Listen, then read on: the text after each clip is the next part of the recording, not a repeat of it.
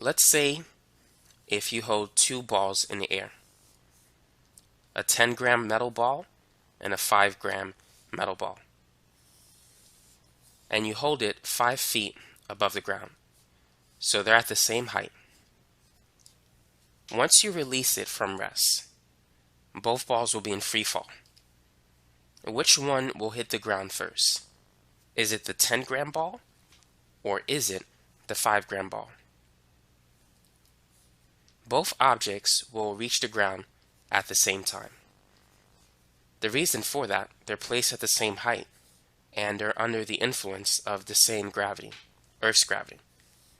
The acceleration due to gravity is 9.8 meters per second squared, which we'll talk more about that later. But because everything is the same, the height is the same, the acceleration is the same, and if you take away air resistance, both objects will hit the ground. Now let's say if we use an actual demonstration of a brick versus a flat piece of paper. So the brick is a lot heavier than the flat piece of paper. Let's say it's a 1 kilogram brick. Now with air resistance, which one will hit the ground first? The brick is going to go straight down.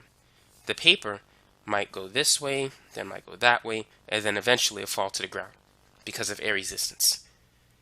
Now, what's going to happen if you take the same brick, but you crumpled up the paper so that it's very, very small? You take that same paper and crumple it up. Now, the effects of air resistance on this paper will be greatly reduced. If you crumple up the paper very tightly and you let it go, these two will hit the ground approximately about the same time. The greater the surface area of the paper, the greater the effect of air resistance.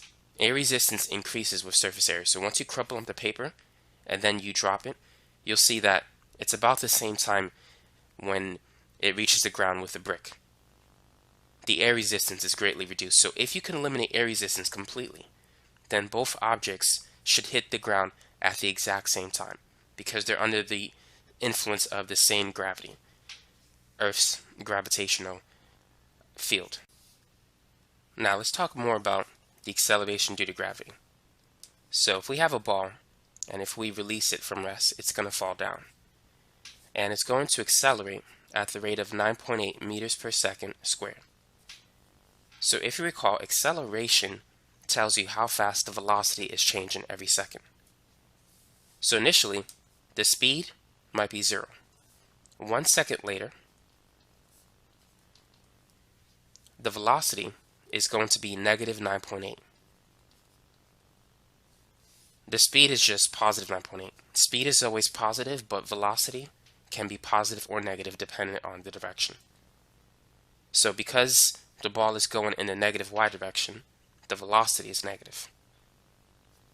Now technically, acceleration is negative 9.8 meters per second squared because the object is going to accelerate in the negative y direction. Gravity pulls things down, not up. Now 2 seconds later, the velocity is going to be negative 19.6 meters per second. So every second, the velocity is changing. The speed changes every second. The speed changes by 9.8. So as the ball drops, notice that the velocity is decreasing by 9.8. It's becoming more and more negative. The speed, however, is increasing. Keep in mind, speed is positive. So at this point, the speed is positive 9.8. It's 19.6. And here it's positive 29.4. So an object in free fall that's under the influence of gravity, the speed is increasing by 9.8 every second. But the velocity, because it's negative, is decreasing by 9.8 every second. So remember, acceleration tells you how fast the velocity is changing every second. Now, before we go over a few free fall problems, we need to talk about the equations that you need to solve them. So whenever an object is moving with constant speed, this is the equation that you need to use. D is equal to VT. D can be used as distance or displacement.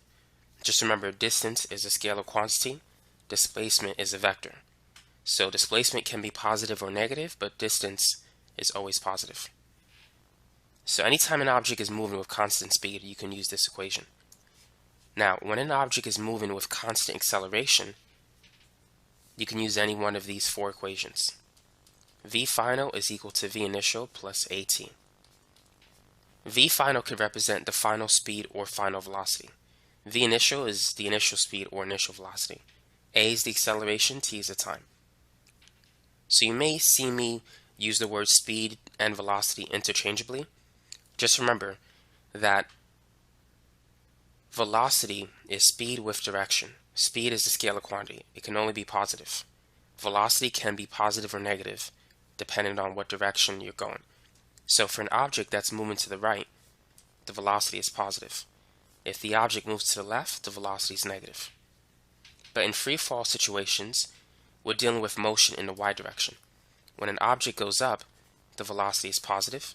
When it goes down, the velocity is negative.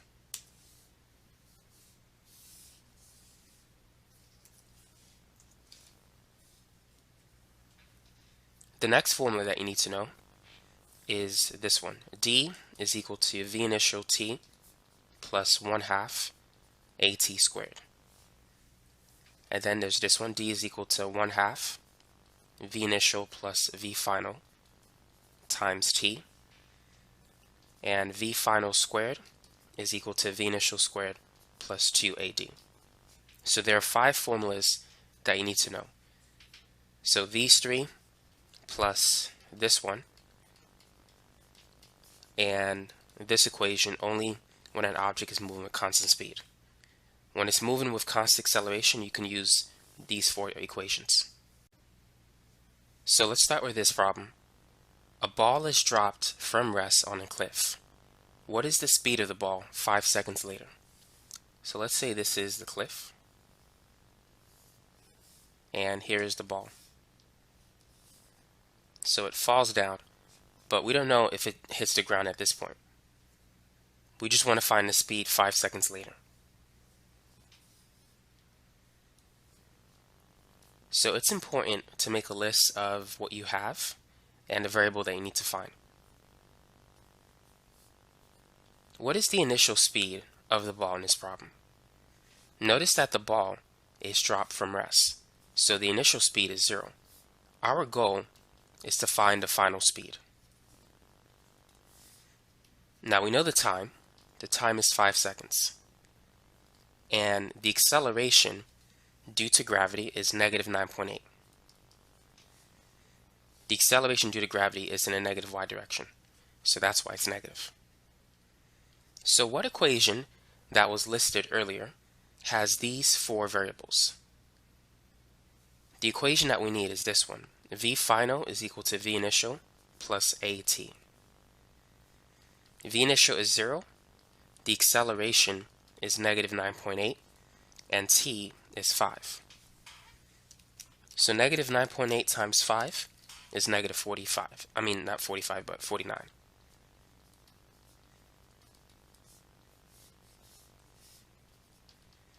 So now, let's go back to the question. What is the speed of the ball 5 seconds later? Now think about your answer. The answer, the speed, is positive 49 meters per second. Remember, speed cannot be negative, so you got to make it positive. So this is the answer for part A. Now part B, what is the velocity of the ball at this time? The velocity is negative. So that's the velocity right there. It's negative 49 meters per second. Because the ball is moving in a negative y direction, velocity is negative. Remember, velocity is a vector quantity. Speed is scalar. Now let's move on to part C. How far does it travel during this time? What equation do you think we need to use? One equation that can help us define it is this one. D is equal to V initial T plus 1/2 AT squared. We already have the initial speed, we know the time, and we have the acceleration. So we have enough information to use this equation. So v initial is 0. 0 times t is just going to be 0. Acceleration is negative 9.8, and t is 5. So half of negative 9.8, that's negative 4.9. If you multiply that by 5 squared, that will give you a value of negative 122.5 meters. Now, what does this answer represent? That answer is not the distance traveled, but rather it's the displacement. This is the answer for part D. Remember, displacement is a vector like velocity. It can be negative or positive. Because the object moves in a negative y direction, the displacement is negative. But to answer part C, how far does it travel during this time? Part C is not looking for the displacement. It's looking for the distance traveled. The distance is simply positive 122.5. Whenever an object moves in one direction, if it doesn't change direction, if it moves straight, the distance and displacement, they have the same value. They have the same magnitude, but the signs may be different depending on what direction it's going. But anytime you have an object that's moving in a straight line, the distance and displacement have the same numerical value. Just the signs might be different. So that's it for this problem. Number 2. A ball is thrown downward at an initial speed of 15 meters per second from the top of a cliff. What is the speed and velocity of the ball 8 seconds later? So this problem is similar to the last problem, only one key difference. The ball is not released from rest, rather, it's thrown down with an initial speed. And that initial speed is 15 meters per second. But let's use the initial velocity when dealing with this equation. So we're going to use negative 15 meters per second because it's going in the negative y direction. Our goal is to find the speed and velocity 8 seconds later.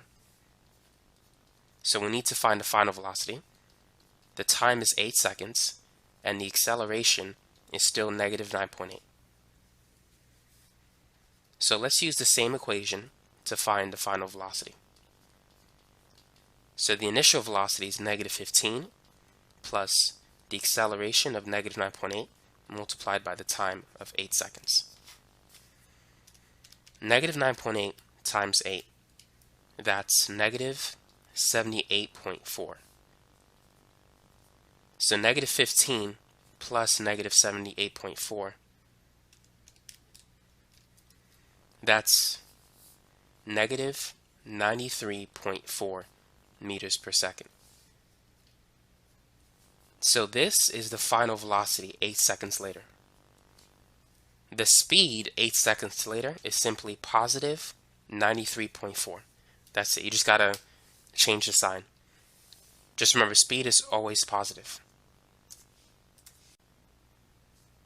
Now let's find the displacement and also the distance that it travels. So let's use the same equation as the first example. So d is equal to v initial t plus 1/2 at squared. So v initial this time is negative 15 and t is 8. The acceleration is negative 9.8, and we're going to plug in 8 for t again. So negative 15 times 8, that's negative 120. Half of negative 9.8 is negative 4.9. So negative 4.9 times 8 squared,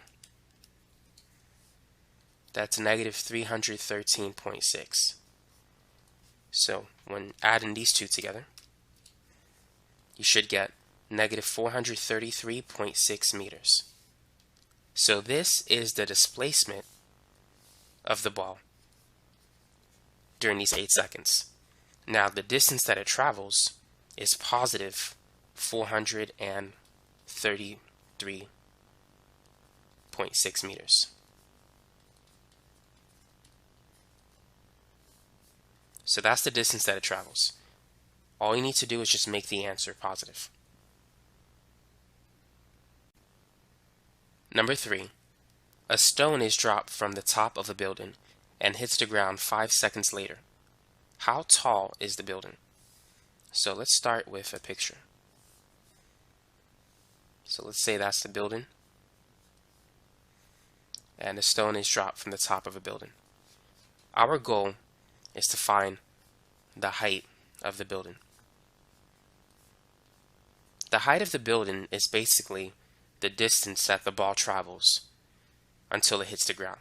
So if we could find the distance that it travels, we could find the height of the building. Now, what equation should we use? In order to find out which equation to use, we need to make a list of everything that we have.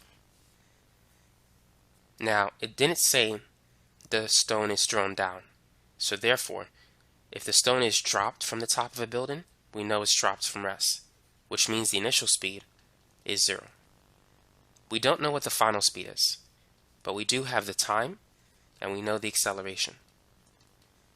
For any object in free fall, any object that's fallen under the influence of gravity, this acceleration will always be the same value in the y direction. So our goal is to find d in the y direction, which is the same as the height. So once again, we could use this equation. D is equal to v initial t plus 1/2 at squared. But because v initial is 0, we don't need this portion of the equation. So therefore, the height of the building, which we can replace with the displacement, the height of the building is going to be just 1/2 at squared. For those of you who just want a simple formula to find this answer. But I'm going to use d in this example. A is negative 9.8. T is 5. So negative 4.9, which is half of 9.8, times 5 squared, that's negative 122.5 meters. So keep in mind, that's the displacement of the ball. So what that means is that the ball travels 122.5 meters down before it hits the ground. So therefore, the height of the building is the same. But you don't need to describe the height of the building using a negative number. All you need to say is that the building is 122.5 meters tall. You don't have to say negative 122.5. That's not going to make any sense. So this is the height of the building. So now that you know how to do the last problem, go ahead and try this one. A stone is thrown downward from the top of a cliff at 24 meters per second and hits the ground 7 seconds later. How tall is the cliff? So it's no longer released from rest, but someone just throws it down. So therefore, we know that there is an initial speed, which is 24. But we're going to use the initial velocity, which is negative 24 meters per second. We have the time it takes for it to hit the ground. That's 7 seconds. The acceleration in the y direction is still negative 9.8 meters per second squared. Our goal is to find the height of the cliff. So basically, we just need to find the displacement of the ball. So let's use the same formula. D is equal to v initial t plus 1/2 at squared. This time, we need this portion of the equation. So v initial is negative 24, t is 7. A is the same, and now let's go ahead and find the answer. Negative 24 times 7, that's negative 168. And negative 4.9 times 7 squared, that's about negative 240.1.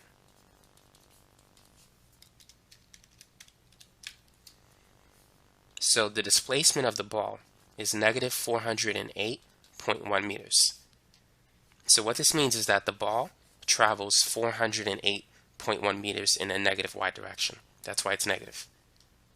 But the distance traveled, which is the height of the cliff, that's positive 408.1 meters. And that's the answer. A rock is released from rest on a 700-meter building. How long does it take to hit the ground? What is the speed and velocity of the ball just before it hits the ground? Well, let's start with a picture. So this time, we're given the height of the building. And initially, we need to find out how long does it take to hit the ground. So we got to find the time. Let's make a list of what we have. The rock is released from rest, so the initial speed is 0.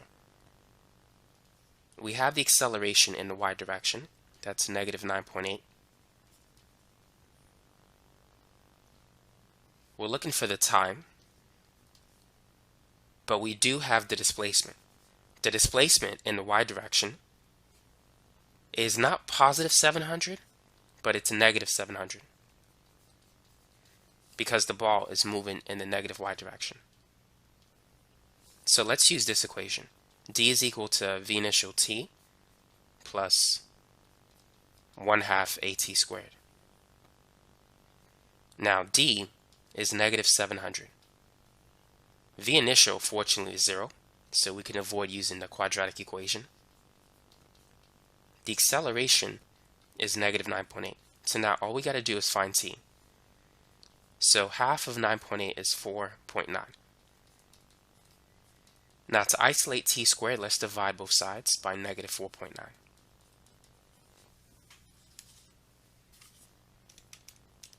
So negative 700 divided by negative 4.9 is 142.86. And it's positive. So now let's take the square root of both sides.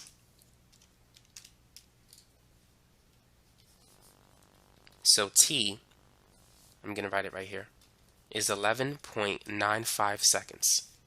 So that's how long it takes for the rock to hit the ground. Now what about part B?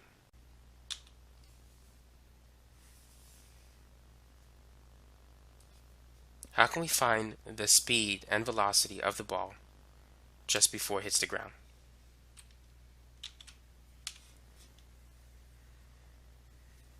So we're looking for VF in this case. We have the initial speed, we have the acceleration, and we have the time. So therefore, we can use this familiar equation. V final is equal to V initial plus AT. So V initial is 0, the acceleration is negative 9.8, and we now have the time, which is 11.95 seconds. Negative 9.8 times 11.95, that's negative 117.1 meters per second. So this is the velocity of the ball just before it hits the ground. The speed of the ball before it hits the ground, it's the same number but positive. It's positive 117.1 meters per second. So these are the two answers to part B.